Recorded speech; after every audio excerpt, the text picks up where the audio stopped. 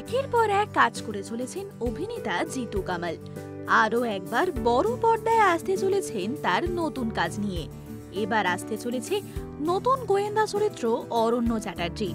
এই নতুন গোয়েন্দা এবার রহস্য সমাধান করবে।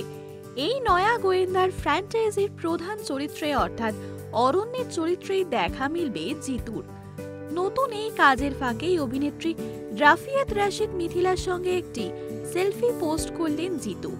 সেলফি তুলে তা সোশ্যাল মিডিয়ায় পোস্ট করে জিতু লিখেছেন অরণ্যর প্রাচীন প্রবাদ।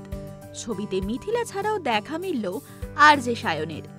এই সিনেমায় এক বিশিষ্ট চরিত্রে দেখা যাবে শিলাজিৎ মজুমদারকেও। জিতু কামাল আগেই সিনেমা নিয়ে জানিয়েছিলেন গল্পটা ভীষণ ইন্টারেস্টিং তার কাছে। কেবল গোয়েন্দা গল্প বলেই রাজি হননি তিনি।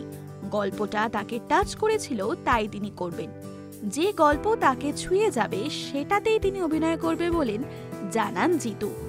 এরকম আরও অনেক ভিডিওস দেখার জন্য নজর রাখুন আমাদের চ্যানেলে এবং পাশে থাকা বেল আইকনটি ক্লিক করতে একদম ভুলবেন না।